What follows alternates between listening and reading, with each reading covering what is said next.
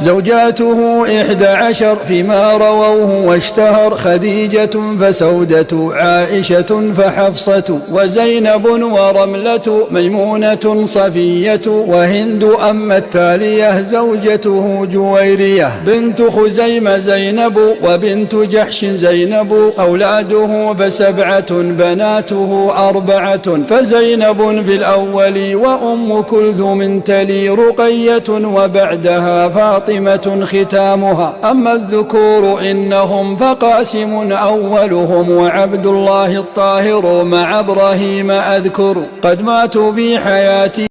إن الحمد لله نحمده ونستعينه ونستغفره ونعوذ بالله من شرور أنفسنا ومن سيئات أعمالنا. من يهده الله فهو المهتد ومن يضلل فلن تجد له وليا مرشدا. وأشهد أن لا إله إلا الله وحده لا شريك له وأشهد أن محمدا عبده ورسوله صلى الله عليه وعلى آله وصحبه وسلم. أما بعد السلام عليكم ورحمة الله وبركاته. محاضر إلهي وإسكاله إلهي نقول ورستي نعموين كفراها بضن يا أيمن كوري كريمين يا أيوه انتهي نعمنا إسلامنا يسمنا. فهذه نقول هاي مكاني عمتاني وإلى هاي مسكين خصوصنا سيدا هاي نقول هاي نعمنا سيدا وسي تنتو يسمك وحويا إلهي سبحانه وتعالى أبامين تلا آخرين نصي وشكر يفيسو وعبادة كاملة عبادات كاملة. sidaa awgeed waxa weeye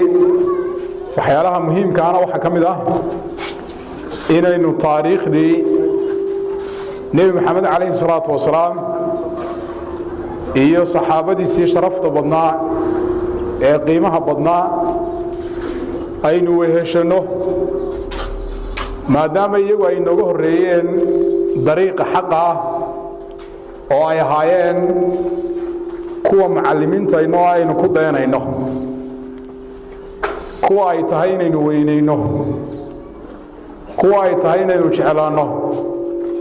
kuwa ay tahay inaynu isku ekaysiino, iyadoo diin oo dhan iyaga ay nagaga xidhantahay. nebi maxamed calayhi salaatu wasalaam ilaahay baa ka doortay waqtigaasi dadkii joogay, gaar ahaan guud ahaanna dadkao dhan buu ilaahay ka doortay, sida ilaahay rususha kaleba u doorto. allahu yastafii min almalaa'ikati rusula wa min annaas. marka waxaa nasiib wanaaga innaga inaynu nahay ummaddii u fadliga badnayd, sida ilaahay yidhi subxaana wa tacaala, in ilaahay rasuulkii u fadliga badnaa inoo soo diray,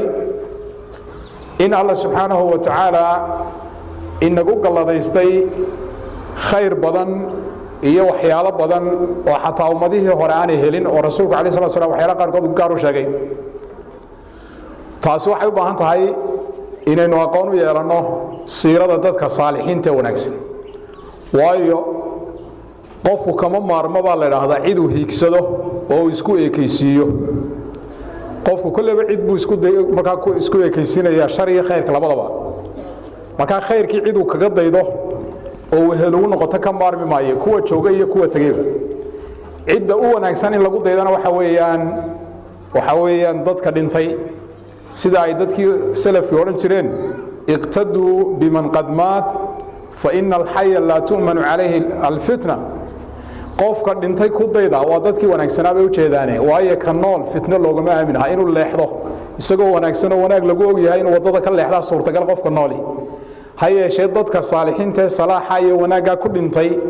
ku dayda kuwaasi. cidda lagu dayanaya waa nebi maxamed calayhi salaatu wasalaam iyo saxaabadiisii sharafta lahaa iyo taabiciintii iyo dadkii ahlu khayrka ahaa. runtii saxaabada markaynu eegno rag iyo dumarba waxay ahaayeen dad la yaab leh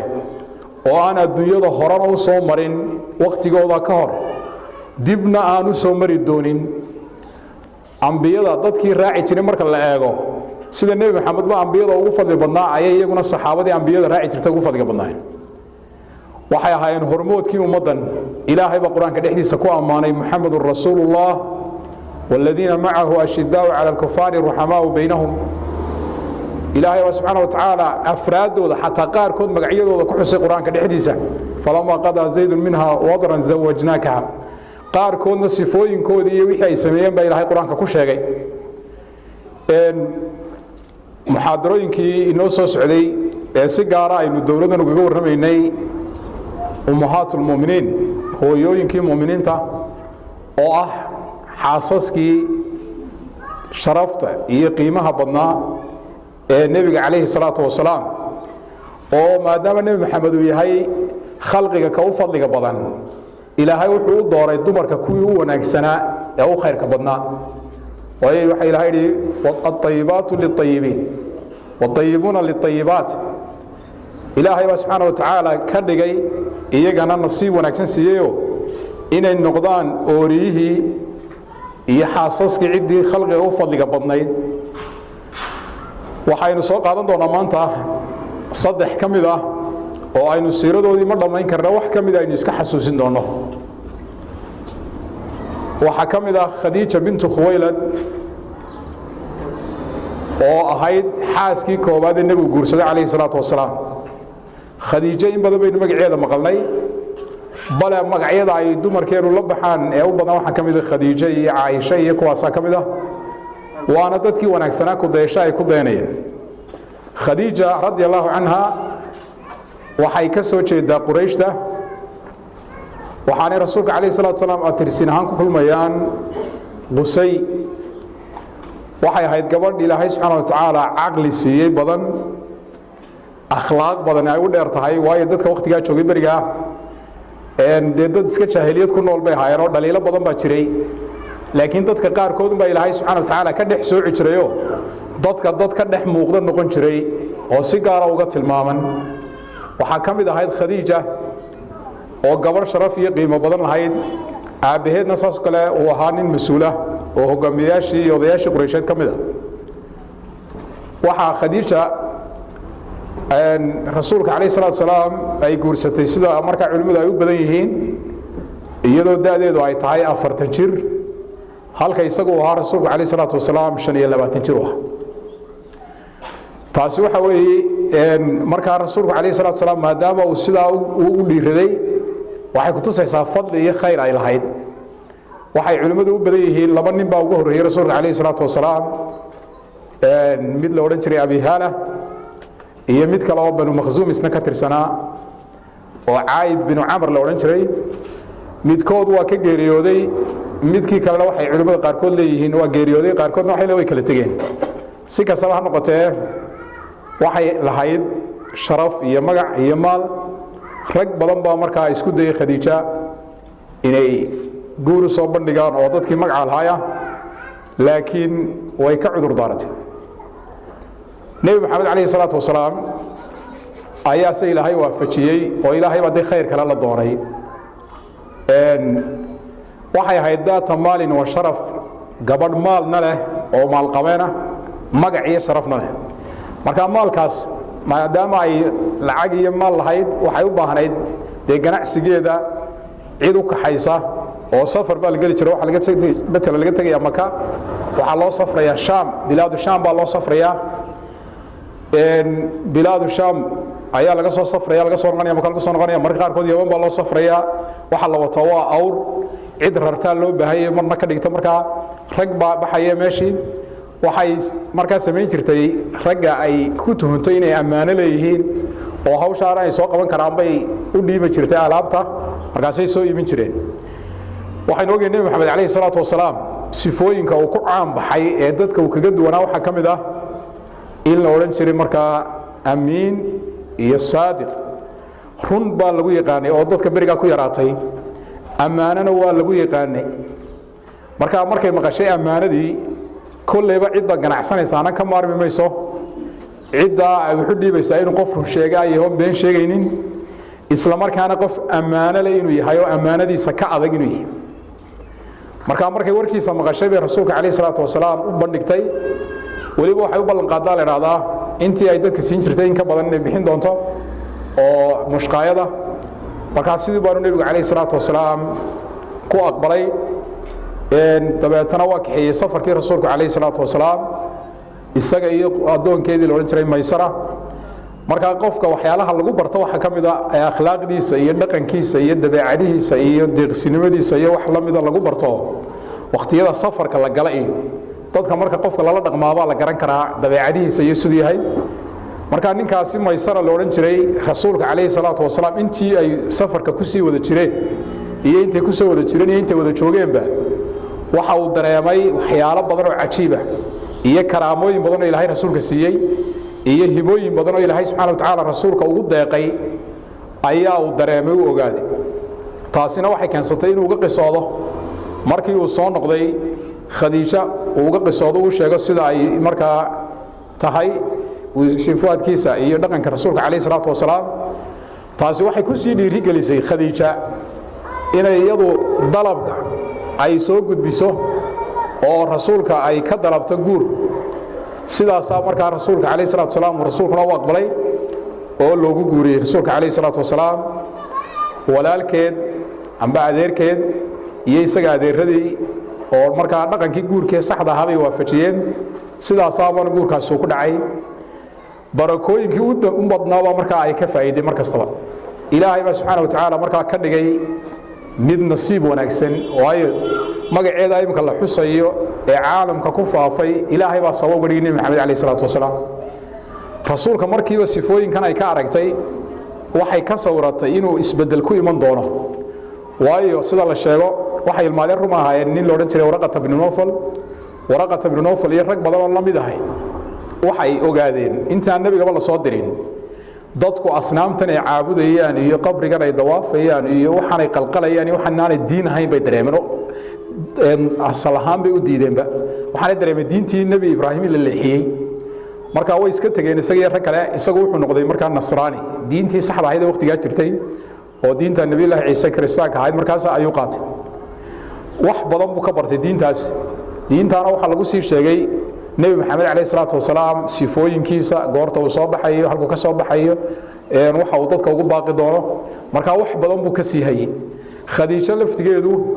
marka waxyaalo badan bay markaa ka sii maqashay oo laga yaabo markaa inay sii ogaatay hadaba Khadiija bint Khuwaylid radiyallahu anha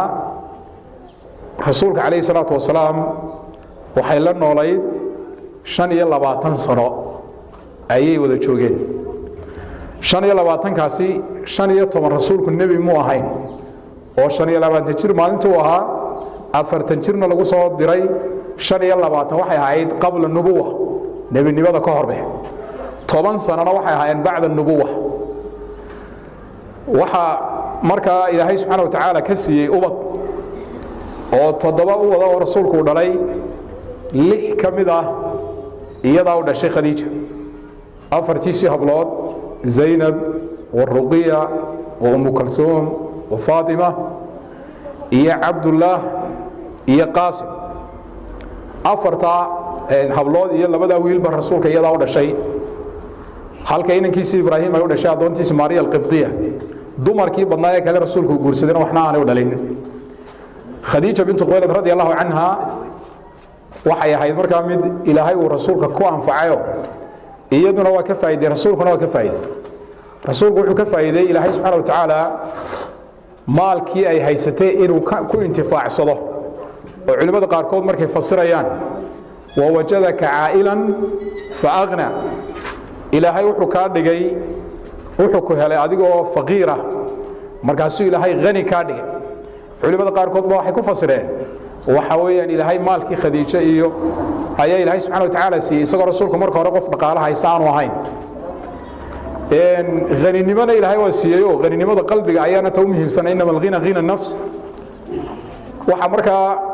Khadiija ay ku wada noolaayeen nolol aad u cajiiba waligoodna ismay khilaafin sida awgeed waxay ahayd gabadh aqli badan oo rasuulka garab istaagtay kaleey salaatu wasalaam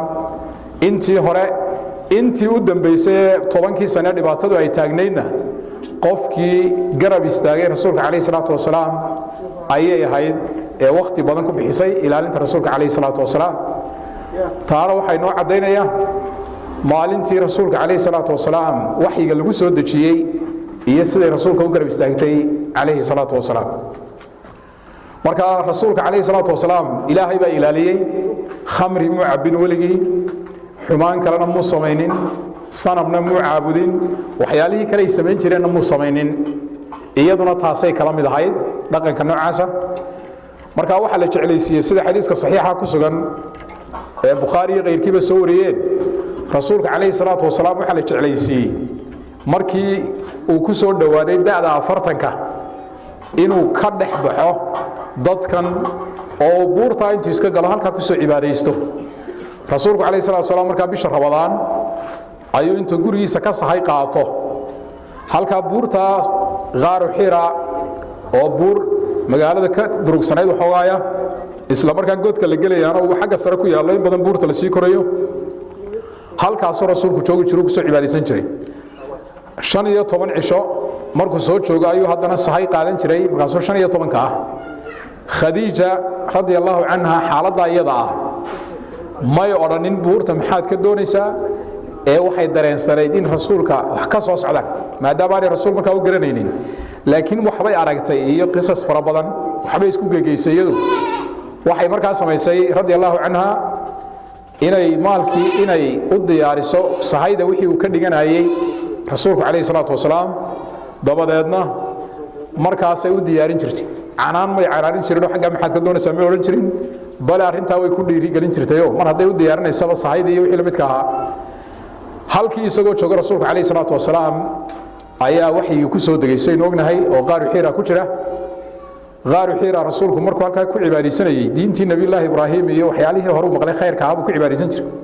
marka malagii oo weligii arag oo xooggiisii leh ayaa u yimid oo ku yiri iqra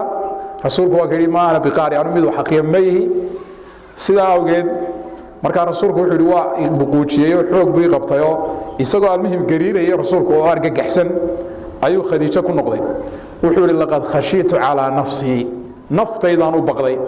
in rasuulku uu dhintaba uu ka baqday bay culimada qaarkood markuu lahaa naftaydan u baqday sidoo malagaas ii tuujiyo buquujiyay waxaan ka baqdayba in naftaba la iga qaado waxay tiri khadiija ma oran ha tagin mar dambe buurta maxaad ka doontay waxa lama sameeyay ereyada midka kuma oranay niyaday u dhistay waxay tiri kalla la yukhzika Allahu abadan maya wallahi inna ilaahay waliga ku hoojinay ku jir waliga ilaahay ku hoojin maayo sababta aanu ilaahay ku hoojinayna dhibaataan ku ridi doono maxay tahay innaka la taqri ad-dayf wa tahmilu al-kal wa tu'inu ala nawaib al-haq wa tasilu ar-rahim waxyaalo badan bay sheegtay innaka la tasilu ar-rahim bayt qaraabada xiriirisa mar hadaad qaraabada xiriiriso qofka qaraabada xiriiriya isna ilaahay waa ilaaliya hadda waqtiga jaahiliyad bay ku jirtaa la socon laakiin waxay og tahay qaraabo xiriirintu inay tahay arimaha ilaahay qofka ku ilaaliyo waana taanan diinteenu way si adkaysay xiriirinta qaraabada la xiriiriyo waxyaalaha qofka ilaahay ku barakeeyo maal iyo ubad bay ilaahay ku barakeeyo diintiisana ku barakeeyo waxay saas kale sheegtay in uu rasuulku calayhi salaatu wasalaam wa tahmilu al-kal ka culays kala wad qaada mid deyn lagu leeyahay ba deenkii ka bixisa amba cidii ka bixin lahayd bad la raadisaa cid kale oo dhibaataysan baa dhibaatadiisa qaada amba adiga deynka dhabarka u rita iyo wax la mid ah culaysyada jirana waad qaada wa taqri ad-dayf martidana waad wanaajisaa marti sooriyo wanaagsan oo islaamkuna martida waa dhiirigeliya dhaqankii carabtu lahaayeen way ahayd marka hore marka martidana waad u wanaagsan tahay wa tu'inu ala nawaib al-haq xaqa dhibaatooyinka yimaadana markay dhibaato timaado ee masaa'ibtu xaq ay ku yimaadaan amba cid la dhibaataynayna waad garab istaagtaa cidda ahlul xaq ah waad garab istaagtaa u faa'iideysa arimahaas oo dhan khadiija waxay u daliishatay inaan rasuulka ilaahay hoojin doonin rasuulkana niyadiiba u dhisay halka waxaynu ka qaadanaynaa mowqifka aynu ka faa'iideysana wuxuu yahay gabadhu hadday aragto markaa ninkeeda oo dee dhibaato iyo problem iyo waxyaalaha soo gudboonaadeen waa inaanay iyadu dabka kabriidka ku sii qabanin oo aanay odhanin markaa waxa weeyaan maxaa caynkan iyo calaacalka iyo warwarka badan ay ka deyso gaar ahaan qofka markay wanaag iyo khayr ku og tahay ee wax aqdaar ilaahay oo qadar ilaahay oo kale u yimid laakiin niyadda inay u dhisto oo niyadda laftigeeda iyo waqtiga qofka uu dhibaataysan yahay in la garab istaagaa waxay ka mid tahay nasriga iyo gargaarka iyo qofka khayrka loo muujiyey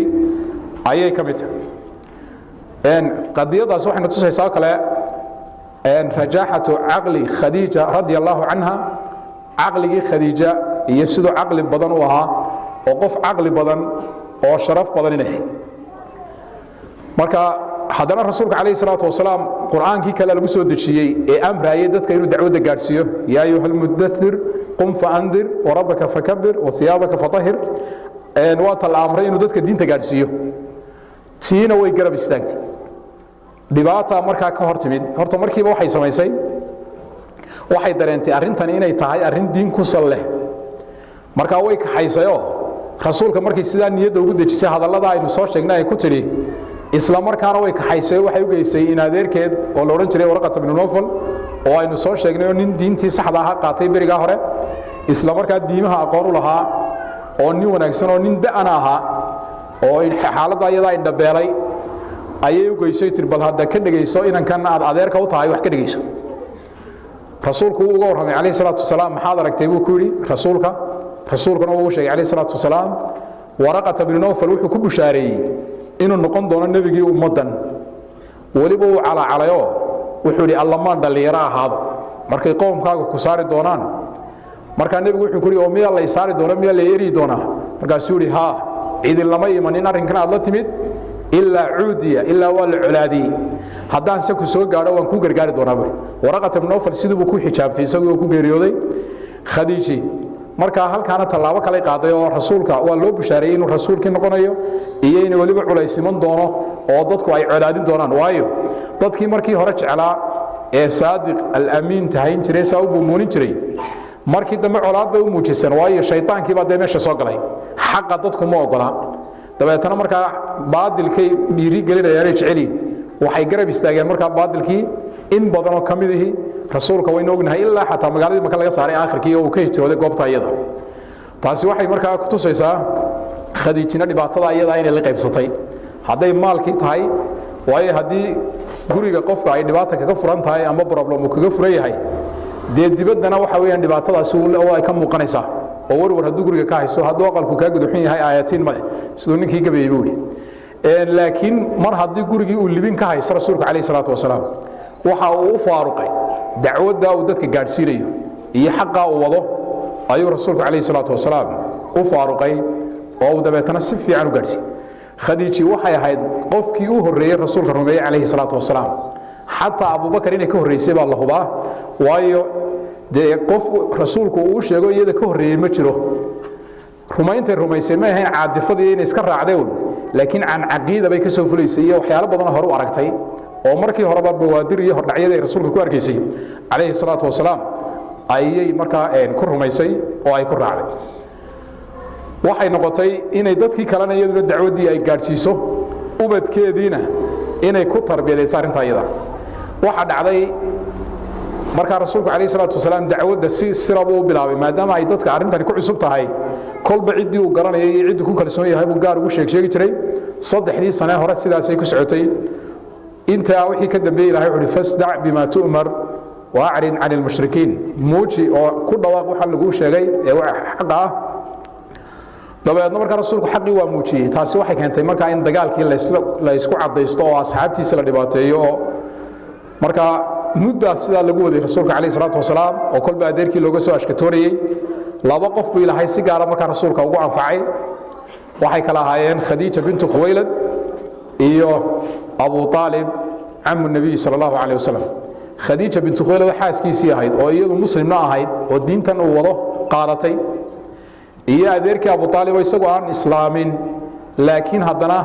ilaahay waafajiyay inuu difaaco nabiga kaleey salaatu wasalaam oo aan marnaba quraysh u gacan galin iyagoo intaas oo jeer yiri naga qabo iyagoo marka qaar kood soo gacan galiyay iyagoo tan kale yiri haddana aanu marnaba marka wax weeyaan ka aqbalin ee laakiin taa uu ku adkaystay marka waxa dhacday markii la marayay sanadkii 7aad ee bicsada waxa loo qaybiyaa taariikhdii nabigu marka uu dadka wuxuu sheegay ee xaqa uu marka waday laba qaybood waa qaybtii uu Maka joogay iyo qaybtii uu Madiina joogay intuu Maka joogay 13 sano ahayd say u badayeen culimadu Madiina intuu joogay uu hijroodina 10 bay ahayd 13 ka marka waxa la bicsa 10 kana hijra la yiraahdaa taariikhda hijrada ka soo bilaabata marka 7 sano markuu rasuulku dacwada waday sanadkii 7aad waxa la sii adkeeyey maalinta ka dambeysa horta waxa la sii ay Quraysh sii adkeeyay dagaalka ay dacwadan kula imanayaan iyo asxaabta say u dhibaateynayaan rasuulka say u aflagaadeynayaan dadka xaq say ugu fogeynayaan ugu hor istaagayaan marka sanadka toddobaad marka la marayo go'aan culus oo aad u xun bay qaateen cunaqabatayn bay qaateen inay sameeyaan oo cunaqabataynta ay ku sameeyaan ayo reer banu Haashim oo rasuulku ka soo jeeday iyo qoladii la walaalkayda la odhan jiray Banu Mutalib waxyaalaha go'aansada waxa kamid ah in la go'doomiyo labada reer waxna aan laga iibinin waxna laga iibsanin loo guurin laga guursanin lala hadal haday dhimanayaan aan marka loo jixin waxay raan si arintaasi aynu hirgelin maadaama diinteena khilaafin Muxammedna ay soo gacan gelin waayeen hatta kuwoodii gaalada ahaa marka ku dareen aynu heshiis qorno qoraal bay sameeyeen nin la oran jiray Baqiid bin Umar ayaa gacantiisa ku qoray kacbaday ka laalaadiyeen marka waa in la karaameeyay macnaheedu weey rasuulku waa habaaraaleena ninkii gacanta ku qoray oo dabata gacantii ba qalashay 3 sano ayaa cunaqabatayntaasi ay socotay marka maxaa dhacay de waxa la waxay cunaan bay waayeen meeshii ay ka deganaayeen magaalada Maka ayay ku gaajoodeen ilaa oo hinta dumarka iyo caruurta laga maqli jiray habeenkii meelahaas qofka ag maraya oo hinta dumarka ka baxaysa iyo caruurta ka baxaysa gaajo awgeed dad intaas oo cishaan waxba cunin ayaa marka ay dadku maqlayeen bal waxa la sheegaa culimada siiradu sheegaan hatta akalu awraq ash-shajar baydan illa caleenta dhirta ay cuneen wax kale iska badaayo hatta caleenta dhirta ay cuneen halka markay marayso way adkaysan waayeen dadkii iyaga kamidka ah ee Qurayshta ka jiray qaraabadoodii ayaa adkaysan waayay almuhim marka horena qaar kood baa raali ka ahayn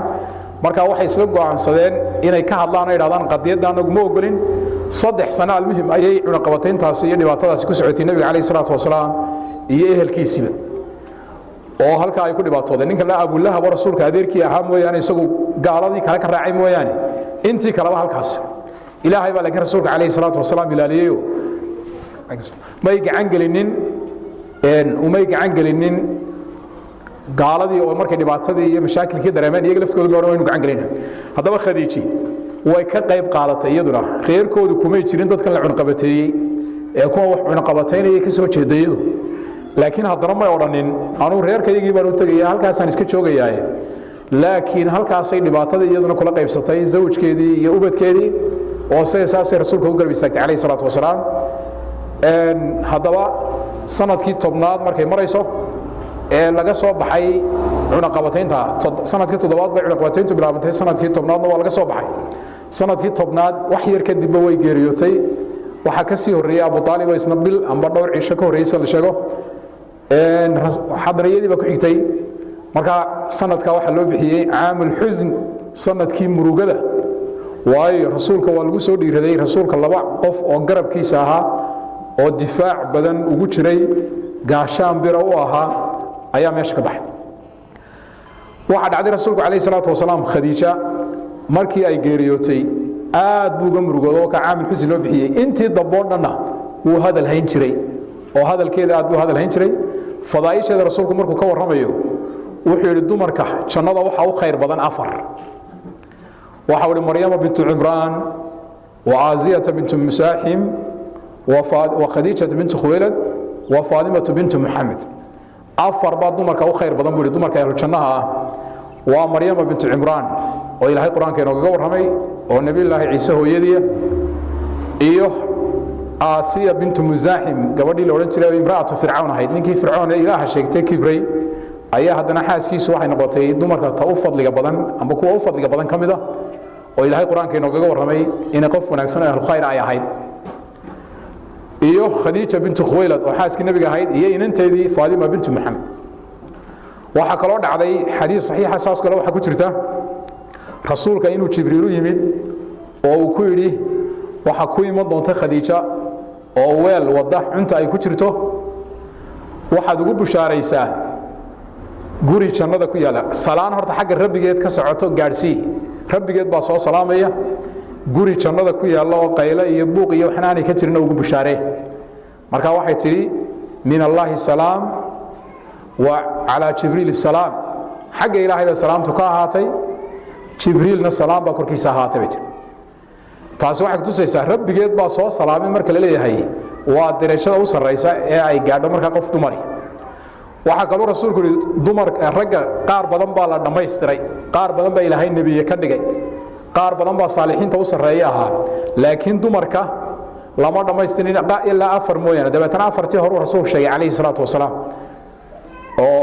iyaguna markaa jannada ku tilmaamay khadiija radiyallahu anha warwarka la soo gudboonaaday xataa waxa kamid ah iyo go'aanadii ay qaadatay wanaagsanaan iyadii rasuulku calayhi salaatu wasalaam laba hablood ay dhashay oo ay nabiga u dhashay oo kala ahaa ruqiya iyo kulthum ayaa waxa loo guuriyay laba nin oo dhalay abu lahab dabeetana qurayshtii waxay ku yiraahdeen maxamed hablihiisii baabad ka soo kaxaysana mashquulkii baad ka yarayseen waar hablihiisana u fura marka sidii baa xataa hablihiina loogu soo furay laakiin ilaahay wuxuu ugu bedelay intooda mid ka khayr badan iyagu ahnaar bay han kuwaas sidii bay ku geeriyoodeen laakiin ilaahay wuxuu ugu bedelay Uthman bin Affan oo aynu garanayna in la yiraahdo din nuurayn oo ruqiya iyo kulthum markay ruqiya ka geeriyootayna kulthum la guursaday khadiija radiyallahu anha rasuulku aad buu hadalayn jiray xadiiska bukhari iyo qeyrkiiba wariyay waxay tahay Aisha ma qirtu على نساء النبي صلى الله عليه وسلم ما قرت على خديجة دمر كي رسولك كمان هناسين سيدان ugu hinaasay خديجة وما رأيتها manaan arag bay tir oo khadiija iyo Aisha ismay soo gaarino khadiija marka ay geeriyootay Aisha waxa laga yaabaa qof yar oo 2 jira 3 jira bay meelahaas ayee marka waligeena maan arag bay tiri haddana sidaan ugu hinaasay dumarkii noolaa ugu maan hinaasin sababtu waxa weeyaan bay tiri rasuulku uu hadal hayn jirayo marka uu xataa neef qalo wuxuu oran jiray intuu qaybiyo asdiqaa khadiija dumarkii khadiija ay saaxiibka haayeen u geeyay dabeetana waxaan ku yiri bay tiri waxaad moodaa inaan adduunyada khadiija mooyay cid kale ba joogin rasuulka ay ku jir islaan weyn oo ilaahay mid ka khayr badan kuugu bedelay rasuulku marka hadal cajiib buu yiri wuxuu sheegay sifooyinka ilahayd innaha kaanat wa kaanat wa kaanat buu sidaasay taasay lahayd sifadaasay lahayd waxa ilaahay iga siiyay buu walad iyo ubad buu iga siiyay markuu dumarka kale ubadkoodii ilaahay iga mamnuucay ayuu ilaahay iyada ubad iga siiyay khayrkii markaa ay soo qabatay marka culimada badan waxay ka dalishadeen khadiija inay dumarka nabiga ugu fadli badantay qofka u fadliga badan inay tahay khadiija bint khuwaylad ayay xadiis badan ka dalishadeen culimada qaarkood Aisha yiraahdeen qaarkoodna waxay dhawaad waa la kala qaadayaayo hadii la eego awalul islaamka awalkiisi fadli ay khadiija leedahay oo aan Aisha lahayn baa jira sida khadiija marka rasuulka u garab istaagtay si dacwada u garab istaagtay waa awalul islaam aakhirul islaamna Aisha ayaa fadli badan oo cilmiga ummadda soo xifdiday rasuulka ay u taagnay si kastaba noqotee xataa hadii la yiraahdo khadiija u fadli badan waa qowl ay culimo badan ku tageen oo tilmaamaya fadaaisha khadiija ay lahayd rasuulku markuu arko gabadhii ay khadiija walaalahayeen oo la oran jiray Hala bint Khuwaylad ayuu fadhiga ka soo kici jiray markaas aad u soo dhaweyn jiray oo aad ugu farxi jiray rasuulku calayhi salaatu wasalaam cidii khadiija ay markaa is yaqaaneen iyo cidii khadiija ku xasuustay rasuulku si gaar ah ayuu soo dhaweyn jiray waxyaalaha cadeynaya waxa kamid ah qadiyadaas markii dagaalkii u dhacay Badr waatii nimankii gaalada ahaa 70 laga soo qabtay 70 kaasi waa dadkii uun day qaraabada ahaa inay rasuulka qaraabadiisa iyo Quraysh waxa ku jiray inankii ama ninkii qabay inantii nabiga Zaynab loo oran jiray oo isla markaana Khadiija ay habar yar u tahay oo Hala bint Khuwaylad dhashay oo la oran jiray Abu al-Aas bin Rabi' waxa ay soo dirtay inantiisa Zaynab oo rasuulka inantiisa ay ma ka joogtaa waxay soo dirtay kuul dahab ka samaysneed iyo waxyaalo kale oo ay maalintii ay u guurinaysay Khadiija inanka ay habaryarta u tahay u guurinaysay inanteeda Zaynab ay markaa arooskii ugu soo xidhay dabeetana rasuulku markuu arkay kuusha laftigeeda ayuu aad isku bedelay marka wuxuu ku asxaabtii wuxuu ku hadaad awoodaan inaad u celisaan oo ninkan aad iska sii daysaan saa u yeela way yeelaan sidii bay markaa ugu celiyeen almuhim rasuulku calayhi salaatu wasalaam Khadiija bint Khuwaylad aad buu hadal hayn jiray waxaynu ka daliishanaynaa inay ahayd dadkii khayrka badnaa ee saalixiinta ahaa ee aynu jecelnay ilaahay inuu raaciyo dumarkeena ay tahay dadka wanaagsan ay ku daydaan dad kale bilaa akhlaaqad wanaagsan lahayn aan dhaqan wanaagsan lahayn gaala ah ayaa dumarkeena la doonaya maanta inay ku daydaan heblaayo hebelo siyaasiyada heblaayo heblo sidaa kala samaysay waxaasi kuwadi maayaan dadkaa saalixiinta haddaynu xataa camalkoodii yeelan kari weyno ilaahay waxaynu ka rajaynaynaa inuu ina raaciyo oo waxaa la yidhaahdaa in lam takunuu milahum fatashabbahu faina tashabbuha bilkiraami falaaxu haddaydaan iyagii oo kale noqonaynin isku ekaysiiya un waayo dadka wanaagsanoo la isku ekaysiiye laftigeedu waxay ka mid tahay guusha iyo wanaagay ka mid tahay uxibu saalixiina walastu minhum lacallii an anaala bihim shafaaca waakrahu man bidaacatuhu lmacaasi wain kunna sawaan bilbidaaca imaam shaaficiya baa loo nisbeeya wuxuu ihi saalixiinta waan jecelahay yaanan kaba mid ahaaninba aniguba saalix yaanan noqonine laakiin dadka saalixiinta ah waan jecelahay markaa dadka saalixiinta haddaynu jeclaano iyo dadkaa wanaagsan waa ilaahayna raacinaya saa awgeed nin baa nebiga u yimi calayhi salaatu wasalaam waxa uu ku yidhi ara'ayta man axaba qowman walamaa yalxaq bihim waxaad ka warantaa rasuulallow qof cid jeclaaday oo aan soo gaadhin rasuulku wuxuu ku yidhi almaru maca man axaba yowma alqiyaama qof cidda uu jecel yahay buu maalinta qiyaamaha la jira oo la raacinaya maalinta qiyaamaha qofkaas haddaynu markaa caaisha oo khadiija waa saa'iri ummahaat almu'miniin wa saa'iri asaxaabiyaat hadday dumarkeennu dadkaa ku daydaan hormood wanaagsan bay haystaan jannada iyagoo adduunyadan tallaabsanaya loogu bashaareeyey sida ka muuqata dee dabeetana dadkaa saalixiinta ah ayaynu ilaahay idankii rajaynaynaa in layna raaciyo oo halkooda layna gaadhsiiyo runtii khadiijo taariikhdoodii intaa waa ka dheer tahay laakiin inahaasaynu kusoo koynaa waxaynu uga gudbi doonnaa gabadha labaad ee ka mid a xaasiskii nebiga oo ahayd sawda bintu zamca alcaamiriyati radi allahu canha sawda bintu zamca iyaduna waa xaaskii labaad ee rasuulku uu guursado marka laga reebo khadiija iyadaa kaalinta labaad ku jirtay waxyaalaha fadaaisha khadiijo ka mid aha waxaa ka mid aha khadiijo rasuulku lamu guursan intii ay noolayd xataa addoonna rasuulku ma yeelanin gabadh kale lamu guursan 25 sano la joogtayoo 25 rasuulku lama guursan markii ay khadiijo geeriyootay ayaa mid ka mid a dumarkii oo khawla bintu xakiim la odhan jiray muslimaadka ahaa ayaa rasuulka waxay ku tidhi rasuul allow maad guursatid maadaama ay gabadhii kaa geeriyootay haddaad doonto gabadh carmala haddaad doontona gabadh dhallinyaro ah iyo waa ayabaa uu ku yidhi rasuulku dee wuxuu yidhi waa sawda bintu ayay ku tiri waa sawda bintu zamca oo ahaa mid ka mid a dumarkii saxaabiyaadka ay ku rumaysnaa sida awgeed baa rasuulku sawdana uu ku guursaday sawda waa dadkii iyaguna u horreeyey rasuulka rumeeya iyo sawjkeedii ninkeedii la odhan jiray sakraan bin camar waxaanay ahaayeen qoysaskii hijrooday bilaadulxabash u hijrooday dhulka imika tigreega iyo dhulkaasi ayay u hijroodeen bilaadulxabash saxaabada sidaynu ognahay markaa haddana way ka soo noqdeen iyagu markaa sawjkeedii waa geeriyooday isagoo muslim uu ku geeriyooday magaalada maka iyaduna markaa saxaabaday ka mid ahayd si awgeed buu rasuulku guursaday sawda muddo kadibna caaisho rasuulku guursaday sawda bintu zamca iyaduna dee gabadha markiiba rasuulka rumaysay ee xaqa ku soo taagneyd bay ahayd in badan runtii iyadana waxaa lagu tilmaamay inay qof aada u sadaqo badan oo sadaqadeedu ay aada u badan tahay siday caaisha ku sifaysay maalka la siiyo ee ay heshaba markaaba way faraqi jirtayoo dadkunbay u qaybin jirtay sida la soo wariyey caaisha waxay tidhi gabadh aan jecelahay sifadeeda inay yeesho oo marka laga reebo inay waxoogaa yaroo kulayla amba bootina ay lahayd mooyaane sawdo ma jirto gabadh macna siday dee wax u bixinayso iyo siday tahay iyo qaraabada siday u xidhiidhinayso sawda bintu zamca radi allahu canha wa can zawjiha marka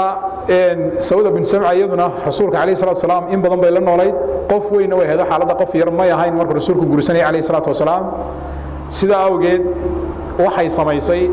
fadaaisha iyo wanaagyada ay leedahay waxaa ka mid ah habeenkii rasuulku calayhi salaatu wasalaam uu gurigeeda ku soo beegmayey oo maadaama rasuulku xaasas dhowra u lahaa waxa uu ilaalin jiray inuu habeenba markaa tuu leeyahay markaa gurigeeda uu tago dabeeta iyadu waxay samaysay habeenkeedii caaisha ayay u hibaysay oo ay siisay waxaanay jeclaysatay inay kasii mid noqoto xaasaska nebiga calayhi salaatu wasalaam oo iyaduna markaa ay dee sidaasi ugu jirto sidii baanay runtii u noolayd in badan bay rasuulka ka dambaysay waxaa la khilaafadii cumar bay geeriyootay bayna mucaawiya bin abi sufyaan waqtigii taariikhdu markii 450 maraysay amba waqtigii cumar ilaa 30 sano wax ka badan ayay almuhim nabiga calayhi salaatu wasalaam ka dambaysay sawda bintu zamca waxa ay soo warisay axaadiis qaarkood ay bukhaariga ku jiraan waxaanay ahayd gabadh markaa laf weyn oo xoog badan dabeeta waxyaalaha laga faa'iiday waxa ka mid ah rasuulku inuu sii ogolaaday marka la joogo xajka habeenka mina loo hoyanayo habeenka loo hoyanayo aan u jeedaa Musdalifa inay iyadu oo dadku ay aroorta tuuranayaan jamaraadka ay tuuranayaan habeenka tobnaad ee ciidda in waxa loo goliyo aroornimada in la tuurto marka cadceedu ay soo baxdo amba bacda subax in la tuurto dabeedna marka dadka laakiin culculus amba dadka waaweyn in iyagu waxa u bannaan inay habeennimada dadku intaanay tegin ee dadku ay iska tireeyeen yihiin inay sii tagaan oo 12 iyo wixii ka dambeeya inay sii tuurtaan marka rasuulku kaleey salaatu wasalaam sawda iyo dumar kale iyo dad kale oo marka la mid ahaa wuxuu ogolaaday inay iyagu hor u sii tuurtaan intaan la gaarin aroornimadaba maadaama culays iyo dhibaato hadhow ay dareemi doonaan sawda bint sam'a waxyaalaha ay sameysay waxa kamid ah ee lagu xasuusanayo waxa dhintay mid kamid ah qaraabadeedii dabeedna marka waxa weeyaan de halkii ay marka dumarku oo hintay waxyaalahan kale ka sameeyay lahaayeen iyadu sidaas ma sameeynin sidii marka ilaahay rasuulkiisa ogolaa ayay sameysay sawda bint zam'a radiyallahu anha iyaduna waxay kamid ahayd dadkii rasuulka kaleey salaatu wasalaam garab istaagay dacwada dadka gaarsiiyay quraysh taanay kamid ahayd iyaduna oo rasuulku dumarkiisii lix kamid ah ugu yaraan ayaa qurayshta kamid ahaa oo ay isku family ahayn rasuulka kaleey salaatu wasalaam waxaynu u sii gudbaynaa Safiya bint Huyay radiyallahu anha Safiya bint Huyay bin Aqdab al-Quratiyya waxay kamid ahayd xaasaskii nabiga kaleey salaatu wasalaam waxaanay ka soo jeeday gabadhaasi yahuuday ka soo jeeday oo gabadh kamid ah reer Banu Qurayda qoladii loo jiray ahayd abtirsiin ahaan waxay ka soo jeedaa nabi ilaahi Haaruun kaleey salaam xagga abtirsiinta oo ay ka abtirsataa marka waxaynu ognahay rasuulku magaalada Madiina wuxuu ugu tagay niman loo jiray Banu Qurayda iyo Banu Qaynuqaa Banu Nadiir qabaa'ilkaasi qabaa'ilka yahuuda qaarkood markii horeysay heshiis rasuulku la saxeeday laakiin badankood heshiiska way ka baxeen marka qoladaasi la yiraahdo Banu Qurayda waa la laayay waxa markaa dhacday aabaheed oo wuxuu ahaa hogaamiyaasha waaweyn qoladaasi amba qabaa'ilka hogaamiye ayuu ahaa sidii baan markaa ku geeriyooday isagu waxaana ay sameysay radiyallahu anha iyadu markii way islaamtay horta iyadoo adoona markaa la soo qabtay macna markii la qabtay dadkii maxaabiista ahaa bay noqotay rasuulku uu xoreeyay xoreynteedina wuxuu uga dhigay meherkii aad baan markaa diinta islaamka de u jecelaysatay oo ay uga mid ahayd dadka xadiista nabiga soo wariya iyo xaasaskii nabiga rasuulka kaleey salaatu wasalaam aad ku jeclaa iyaduna gabadh waxa la sheegay inay ahayd gabadh aad u cibaado badan oo cibaadada ay sameeysaa ay aad u badan tahay soomkeedu fara badan yahay oo cibaadada iyo salaada iyo soomka iyo sadaqada ku dadaasha khulaasatul qawl waxaynu ka qaadanaynaa taariikhdoodaasi kulay inta in ka badan baa laga sheekay doonaa iyo qaar kaleba laakiin waa min baabi tadkiir oo isxasuusinaynaa une dumarka wanaagsani waa kuwa ay tahay dumarkeenu inay ku daydaan hadday soom noqoto hadday cibaado noqoto hadday akhlaaq noqoto hadday aqoon noqoto hadday dhaqan kale noqoto iyaga ayaa la inooga baahan yahay inay isteelka ay ku sargoynayaan wax inay noqdaan ilaahay waxaynu weydiisanaynaa inuu naga aqbalo amalkeena wanaagsan saalixiinta iyo dadka wanaagsan ilaahay subhanahu wa ta'ala ina raaciyo amalkoodii ma hayno laakiin ilaahay subhanahu wa ta'ala inaanu inaga qadin inuu raaciyo xubbiga iyo jacaylkeena iyaga u hayno dadka saalixiinta wanaagsan ilaahay subhanahu wa ta'ala inuu nagu anfaco bulshadeena ilaahay subhanahu wa ta'ala hagaajiyo intaasaynu ku deyn doonaa maanta والسلام عليكم ورحمة الله وبركاته والله أعلم وبالله التوفيق السلام عليكم